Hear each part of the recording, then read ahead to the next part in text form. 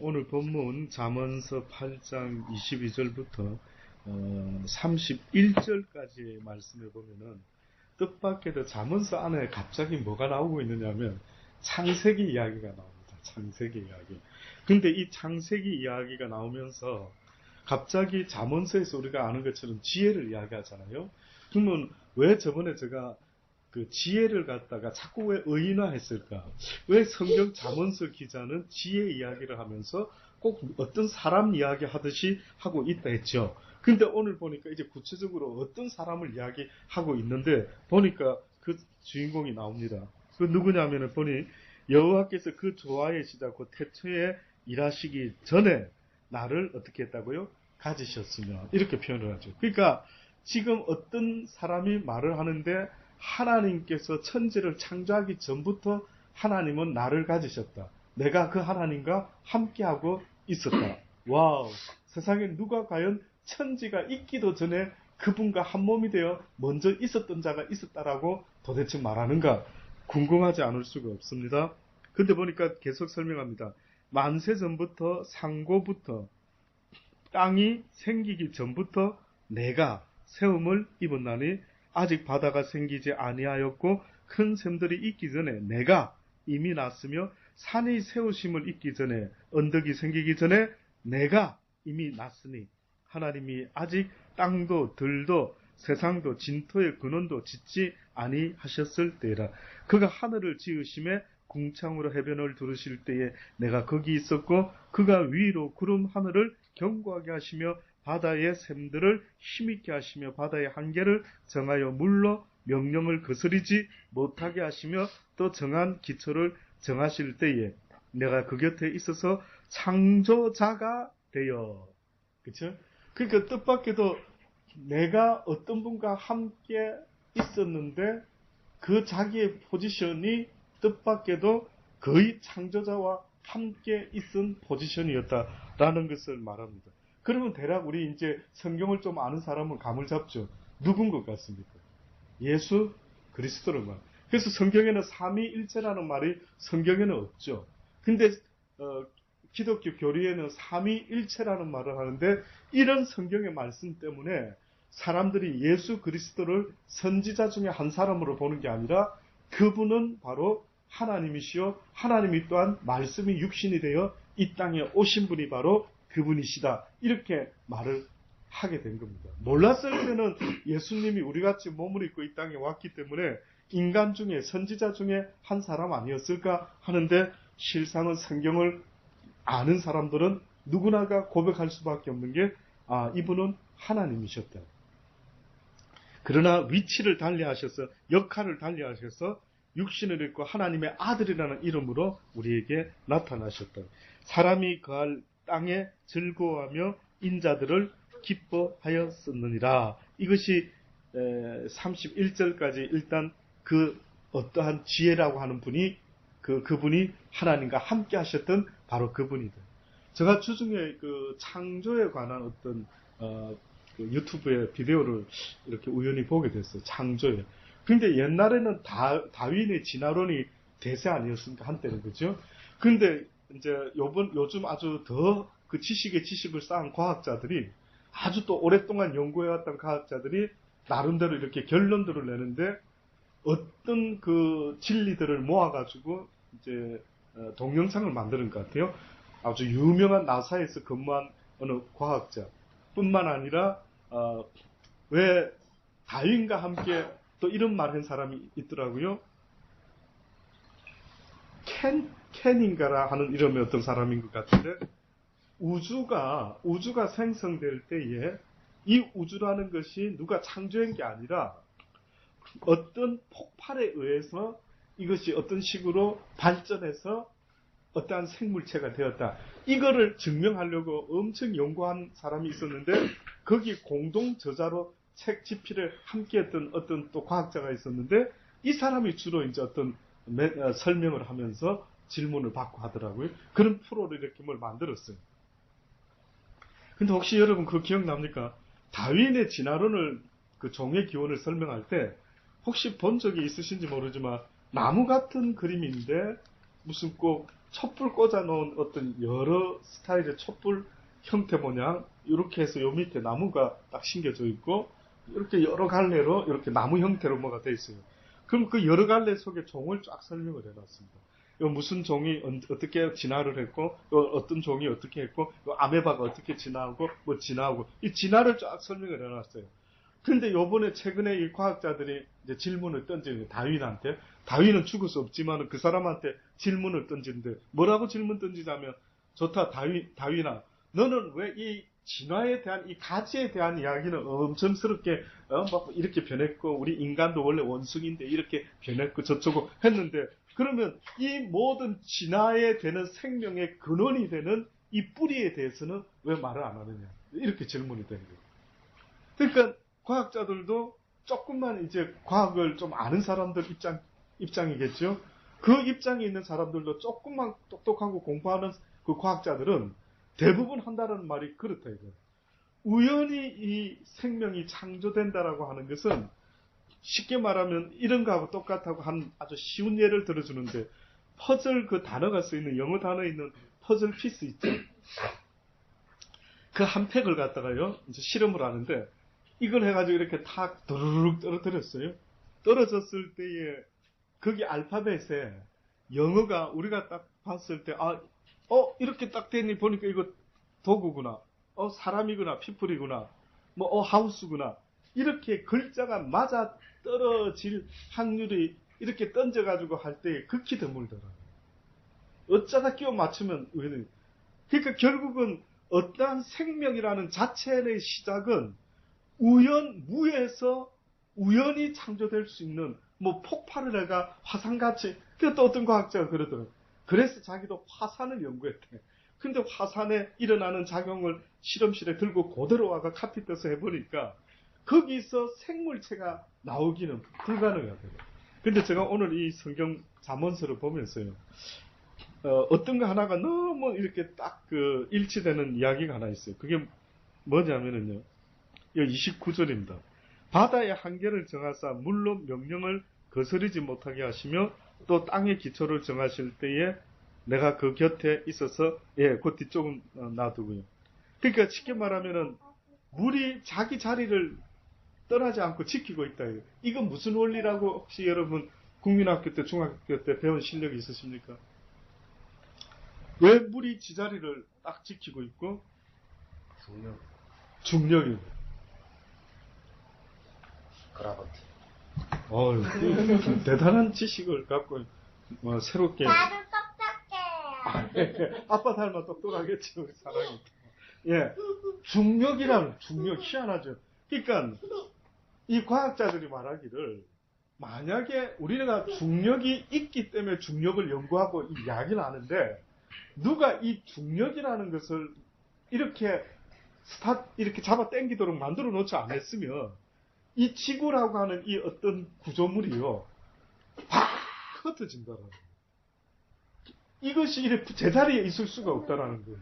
그러니까 최근에 과학자들이 다윈의 진화론이나 우주 생성 학자가 막 자기장 폭파해가지고 뭐가 일어나고 하는데 그렇게 해서 생명체가 탄생되는 것을 아무리 밝혀내보려고 해도 이것은 누군가가 시작할 때에 설계를 해놓지 않고서는 이것은 시작될 수 없는 창조다. 그래서 최근에 과학자들의 이야기를 다는 아니겠지만 이 대세를 이야기를 하는데 과학이라는 것은 하나님이 살아계시라는 창조의 창조설을 갖다가 입증하는 학문이다. 이렇게까지 말해요. 과학이라고. 오히려 과학이 우리는 과학하면 하나님과 별개로 아주 이성적인 사람들은 하나님과 별개로 하나님을 그저 있다라고 믿는 그 무지한 인간들보다 좀 별개로 똑똑하고 지혜로운 사람들은 오히려 하나님 없음을 증거하는 대표적인 사람이 과학자인 것 같은데 뜻밖의 요즘은 그 과학자들이 하는 말들이 누군가가 신은 살아있대. 그래서 그 신이 세상을 이렇게 창조한 것 같아요. 믿어지시기를 주의 이름으로 바랍니다. 믿어지기 바랍니다. 인간이라는 존재가요. 자기 근원에 대해서 알지 못하고 살아가는 게 저는 불행한 게 저는 없다고 봐요. 저는 사랑이가 엄마 아빠가 자기를 닮은 이런 엄마 아빠가 분명히 있다라는 것이 당연한 상식인데 어느 날 누군가가 사랑아 넌 땅에서 뚝 떨어졌어. 이러면 그 누구도 믿을 사람은 없다.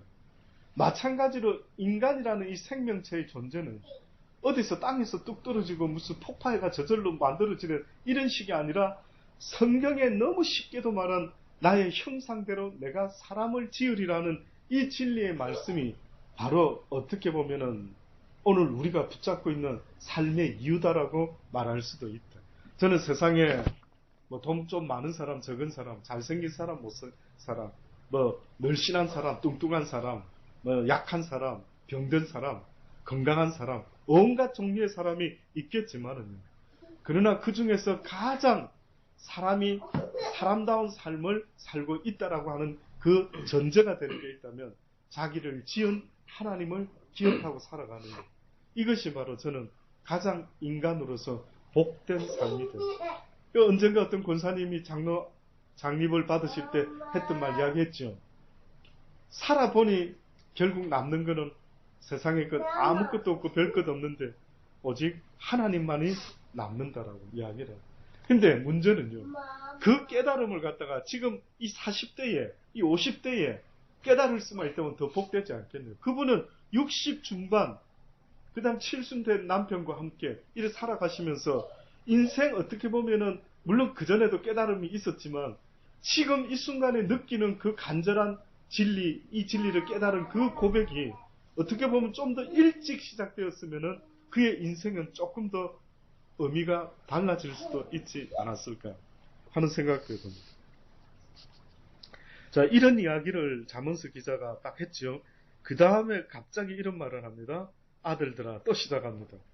조금 전까지 잠언스에 들어올 이야기가 아닌데 어떻게 보면 창조의 섭리 이야기를 하면서 갑자기 그 지혜가 어떤 분인가를 설명하면서 또 이제 다시 돌아오기를 아들들아 이제 내게 들으라. 지혜를 들으라. 하나님의 말씀을 제발 좀 들으라. 내 도를 지키는 자가 어떻다고요? 복이 있느니라. 이게 어떻게 보면 오늘 제가 드리고 싶은 말이에요. 어떤 사람이 복됩니까? 누가 나한테 물어보신다면 저는요. 하나님의 도를 지키며 살아갈 수 있는 사람이 있다면 그 사람이 복되대. 바리새인 율법학자 말고요. 바리새인 율법학자는 하나님의 말씀을 알았지만 순종하지 못했지만 그러나 지금 잠언서 기자는 말하기를 그 말씀을 듣고 순종하며 살 수만 있다면 그 사람이 이 땅에서 가장 복된 자다. 저는 이 말씀 앞에 지금도 몸부림을 칠 수밖에 없어요. 그렇다. 지금이라도 온전히 그 말씀에 순종할 수 있는 사람이 된다면 그 말씀을 지킬 수 있는 사람이 된다면 바로 그 사람이 복된 사람이다. 결국 은사 이야기를 하더라도 보세요. 병자를 낚고 하늘에서 불을 내리고 뭐 사람을 잡아뜨리고 예언 기도를 하고 뭘 해도 좋은데 성경에서는 오히려 누가 복되다라고 말할 때 뜻밖에도 그 사람을 복되다고 말한 적이 없어요. 예언 기도하는 사람 복되다, 뭐 건강한 사람 복되다, 그런 이들이 복되다라고 말한 적이 없는데 뜻밖에도 성경은 창세기부터 계시록까지 계속해서 중간중간에 말씀을 하는데 누가 복된 사람인가 보니까요. 하나님의 이 도를 지키는 자가 복이 있다. 훈계를 들어서 지혜를 얻으라. 그것을 버리지 마라. 제발 누구든지 내게 들으며 날마다 내 문 곁에서 기다리며 문설주 옆에서 기다리는 자가 복이 있나니 대저 나를 얻는 자는 생명을 얻고 여호와께 은총을 얻을 것임이라. 그러나 나를 잃는 자, 다시 말하면 나의 계명을 나의 도를 지키지 못하는 자는 곧 자기의 생명을 잃는 자가 된대. 자기의 영혼을 해하는 자라 무릇 나를 미워하는 자는 사망을 사랑한다. 그러면 이 뜻은 뭡니까? 하나님의 도를 지키는 자는 어떤 사람이 하나님의 도를 지킬 수 있다고요? 이 결론을 봤을 때 하나님을 어떻게 하는 자? 사랑하는 자.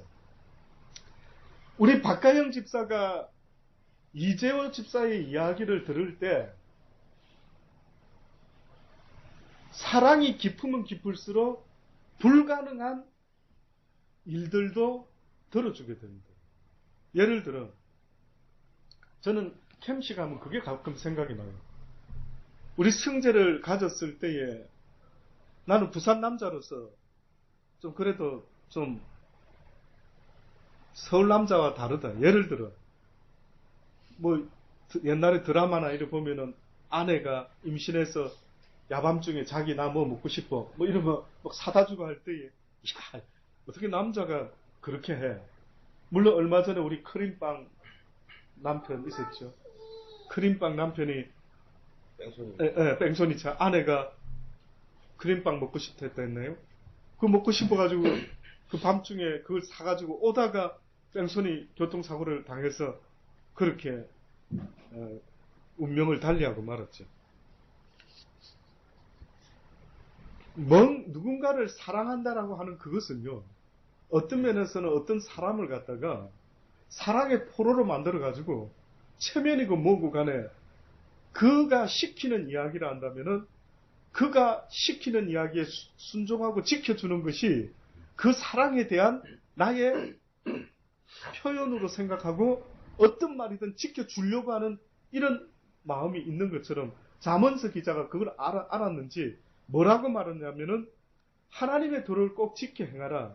근데 하나님을 계명을 지키지 못하는 자는 하나님을 미워하는 자가 되고 그 뜻은 다시 말하면 사망을 사랑하는 자가 된다. 생명을 사랑하고 여호와를 사랑한다면 어떻게 한다고요? 이 계명을 지켜야만 한다. 그래서 날마다 성전 문에서 그 고라 자손의 시편 고백 여러분 너무 유명히 잘 아는 거 있죠. 날마다 주의 전에 하루를 살아도 천년을 이 땅에 천년 사는 것보다 하나님의 성전에 하루를 살아도 성전 문지기로 살기를 원하나이다. 그래서 그 성전 문지기로 살면서 무엇하기를 원했는가 봤더니만 여호와의 말씀과 늘 가까이에 있기를 원했다라고 할 때 얼마나 과연 그럴 수 있을까 싶을 정도로요. 그가 하나님의 가까이에서 말씀을 듣고 살아가는 게 이 땅의 천년보다 더 복되다. 어느 날 우리가 잘 아는 신약 성경에 예수님과 마리아와 마르다 이야기 혹시 아시죠? 어느 날 예수님이 그 마르다와 마리아 이 자매 또 사개오입니까? 나사로 요 가정에 한 번은 방문하신 적이 있었죠. 근데 우리가 잘 아는 것처럼 어느 날 예수님이 마르다와 마리아의 집에 방문을 했는데 마르다가 언니였고 마리아가 동생이었어요. 몇 살 차이인지는 모르겠어요. 이 집 혹시 압니까? 몇 살 차이였는지? 모르겠죠. 저도 모릅니다. 저도 미처 그것까지는 생각 안 해요. 근데 몇 살 차이인지는 모르겠는데 마리아가 예수님을 이렇게 신방을 맞이했을 때에 마리아는 예를 들어 예수님 여기 계시면 요 가까이에 딱 앉아가지고 예수님이 무슨 이야기를 하나 혹시 예수님 입에서 또 천국의 그 복음의 비밀을 알려주시나 그거 좀 배워보려고 옆에 바짝 앉아 있었죠. 근데 마르다가 여기 있었는데 마르다는 뭘 했느냐면 음식 준비를 하는데 한두 가지 얼른 간단하게 하고 앉아서 예배를 드리던 예수님 말씀을 들어야 되는 이런 어떤 상황이었는데 뜻밖에도 마르다는 마음이 성경에 보니까 분주한 여자였대요. 재밌죠? 마음이 분주한 여자가 한두 가지로 족하다 하는데 마음이 분주해 놓으니까 음식을 여러 개 하려고 막 하는 거예요. 스타일이. 혹시 누가 그런 것 같습니까? 주변에 그런 사람이 있습니까? 박 집사 그래요. 그러니까 분주하다, 마음이 분주하다. 성경이 마음이 분주한 사람을 마르다라 했는데 그러면 근데 마르다가 뭐가 분주해? 누가 손님이 왔는데 보니까 그 손님에게 대접을 하는데 한두 가지만 하고 그 메인되는 교제와 이런 걸 해야 되는데 음식에 마음이 뺏겨 있어서 그 다음에 안절부절하면서 맛이 어때? 간이 어떻게 됐어? 이러면서 막 이 답이 없는 이해되십니까? 이해됩니까? 쉽게 말하면은 우리는 보통 이제 누가 맛 좀 보세요. 맛이 어떻게 된다. 보통 정도면 우리가 이 정도면 된 것 같아. 이러죠. 근데 한 사람들은 어떤 느낌이에요? 그게 안 된다 이거죠.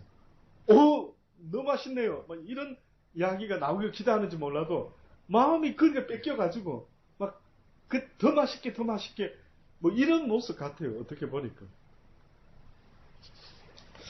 그 모습이 주님 보셨을 때 분주하다. 어느 날 주님이 이런 말씀도 하셨죠. 그저 이 세상의 일을, 세상의 물건을 다 쓰지 못하는 자 같이 하다가 오라. 쉽게 말하면 뭔가 세상 일에 막 열심히 해서 최고로 뭘 해보겠다라고 하는 이 마음이 하나님 보실 때의 마음이 분주한 마음이 돼요. 근데 여러분, 그 마리아가 옆에 이렇게 앉아서 이제 귀를 기울이고 예수님 말씀을 듣고 있는데, 예수님이 이 마리아를 보고는 또 뭐라고 대조적으로 설명을 하셨냐면, 마르다는 마음이 분주하다. 얘야, 그냥 한두 가지면 족하다. 이랬는데, 마리아를 딱 쳐다보면서 뭐라 했냐면, 이는 아주 좋은 자리를 잡았다. 이는 이 자리를 빼앗기지 아니할 것이라. 이런 표현을 했어요. 그러면 우리가 생각할 때 지금 무슨 뜻으로 주님이, 아니 이게 무슨 자리인데, 이 염치 없는 자리. 그래서 언니가, 예수님 쟤 보고요, 빨리 나 좀 도와주라고 하세요. 저 염치 없이 저기 앉아가지고 그냥 가만히 있는 거 보세요. 이렇게 말했는데 주님은 이 자리를 빼앗기지 않게 되리라. 제가 봤을 때는 이 이야기는 지금 이 이야기 같아요. 오늘 우리 잠언서에도 이야기한 것처럼요. 누구든지 내게 들으며 날마다 내 문 곁에서 기다리며 문설주 옆에서 기다리는 자는 어떻다고요? 복이 있다. 그러니까 이 세상에서 어떻게 보면 육을 가진 인간에게 있어서 가장 복된 인생을 살아가는 인간이 있다 한다면 그 인간이 어떤 인간일까라고 봤을 때 바로 여호와의 말씀을 배우고 깨달아서 그것을 지켜 행하고자 살아가는 그러한 사람이 있다면 그는 복 중에 복된 자다라고 성경이 말씀하고 있는 겁니다.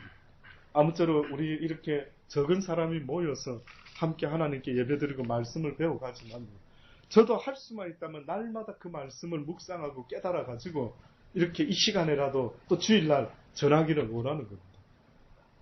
이 진리가 저의 것만이 되지 않고 우리 모두의 것이 되기를 간절히 주의 이름으로 축원합니다. 기도하십니다. 좋으신 아버지 하나님 감사합니다. 그렇습니다. 세상에 살아간다라는 삶의 의미가 뭔지 생각해 보면은 여러 가지가 있을 수 있겠지만은 저희들이 믿기는 맞습니다. 이 세상을 지은 분이 계시고 그분이 우리에게 말씀하시는 이 도를 배워서 지켜 행하며 살아가는 그가 가장 복된 자라고 말씀하셨고 그는 바로 생명을 사랑하는 자, 또다시 말하면은 사망에 속하지 아니하고 영원한 생명의 나라까지 나아갈 수 있는 복된 사람이라고 계속해서 말씀해 주심을 아버지 듣고 깨닫습니다. 많은 사람은 죽으면 그만이라 말하지만 하나님은 결단코 그렇게 말씀하지 않으시고 어떤 사람은 죽어서 사망의 부활로 어떤 사람은 죽어서 생명의 부활로 다시 남을 잊지 말아라고 계속해서 우리에게 말씀해 주고 있음을 아버지 기억하고 있습니다. 이 땅이 다인 줄 알고 살아가는 어리석은 인생 되지 말고 나중에 죽음 앞에서 내가 왜 그렇게 살았을까 후회하는 인생도 되지 않도록 하나님 도와주옵소서. 더 열심히 하나님을 배우는 데 힘쓰게 하시고 그 하나님의 진리를 순종하며 살아가는 우리의 삶이 되게 도와주옵소서. 이제 또 아버지 며칠 후면은 한국에서 하나님의 일을 위해서 귀한 당신의 아들 딸들이 옵니다. 함께 이 시드니 땅에서 아버지 하나님 복음과 찬양과 아름다운 선한 사업을 소개할 것입니다. 하나님이 하시고 하나님이 주장하셔서 하나님의 선한 뜻이 이곳에서 밝히 나타날 수 있도록 하나님 역사하여 주옵소서. 아무것도 아닌 자가 아버지 하나님 시작 전에 말씀을 전하게 되어 있습니다. 하나님께서 다 계획하신 거라면 하나님이 친히 무슨 말을 해야 될지 아버지 주장하셔서 주께서 기뻐하시는 말씀을 낼 수 있도록 은혜 베풀어 주옵소서. 여러 가지 모습으로 준비하고 수고하고 애쓰는 우리 이 가정이 있습니다. 하나님께서 기억하여 주시고 그날 하나님의 기뻐하는 선한 일을 마칠 때까지 서로 협력해서 선을 이루어갈 수 있는 귀한 일들이 있게 하여 주옵소서. 오는 그 걸음도 주님 지키시고 함께 동행해 주셔서 무사히 잘 도착하게 하시고 또 이곳에서 하나님의 선한 뜻이 나타날 수 있도록 하나님께서 처음부터 끝까지 주장하여 주옵소서. 예수님의 이름으로 감사하며 기도드리옵나이다. 아멘. 하늘에 계신 우리 아버지여, 이름이 거룩히 여김을 받으시며 나라의 마옵시며 뜻이 하늘에서 이룬 것 같이 땅에서도 이루어지이다. 오늘날 우리에게 일용할 양식을 주옵시고 우리가 우리에게 죄진 자를 사하여 줍니다. 우리 죄를 사하여 주옵시고 우리를 시험에 들지 말게 하옵시며 다만 악에 구하옵소서. 대개 나라와 권세와 아버지께 영원히 있사옵나이다. 아멘. 아멘. 예, 마쳤습니다.